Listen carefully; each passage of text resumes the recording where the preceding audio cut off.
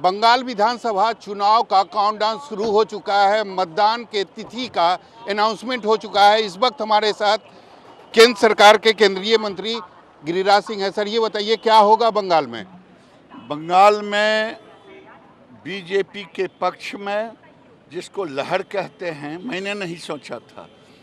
मैं जब 5 विधानसभा का तो 3 घंटा विलंब पहुंचा, जहां पहुंचना था। इतनी भीड़, इतने लोगों का स्वागत। इससे साफ जाहिर है कि आने वाले दिन में लोगों में भय जरूर है कि हम वोट डालने कैसे जाएंगे। लेकिन ये इस बार का इलेक्शन कमीशन लोगों को भरोसा दिया है कि लोग गली से, अपने घर से बूथ तक जाके वोट देंगे, किसी की गुंडागर्दी नहीं चलेगी। लेकिन सर, प्रचार के दौरान जिस तरीके से हिंसा हो रही है, आप भी जा रहे हैं चुनाव प्रचार में, तो कैसा लगता है? फिर जनता को कैसे समझाएंगे, कैसे आप हिंसा से दूर रखेंगे?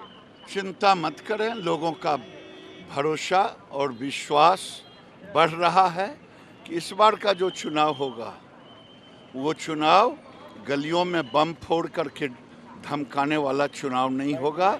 जो धमकाने की कोशिश करेगा उसे भी संभलना होगा। दीदी तो ये कह रही है कि जो बाहर से लोग आ रहे हैं वो बाहर ही रहेंगे, यानी परिणाम के बाद भी वो बाहर ही रहेंगे। बाहर से कोई लोग नहीं है दीदी, सब उसी बंगाल का है। और आप तो एक दीदी हैं। बीजेपी ने आज पोस्टर में दिखा दिया, दर्जनों दीदी हैं। और दर्जनों दीदी बंगाल की भूमि की है, बंगाल की माटी की है। आपको डर क्यों लग रहा है?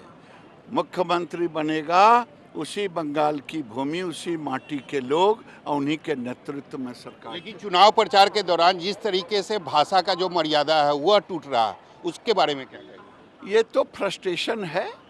मैं पीछे कहा था कि ये किम जोंग की भूमिका में आ गई हैं, लेकिन अब तो गया माघ 29 दिन बाकी, अब तो काउंटडाउन शुरू हो गया है। 2 तारीख को मैं आज डंके की चोट पे कह रहा हूँ, बीजेपी 200 के पार। 2 तारीख के बाद, यानी कि मैं डंके के चोट पर कह रहा हूं कि 2 तारीख को जो नतीजे आएंगे उसमें बीजेपी 200 से पार होगी। कैमरामैन ऋषि के साथ सौरभ कुमार, पटना, न्यूज़ 24।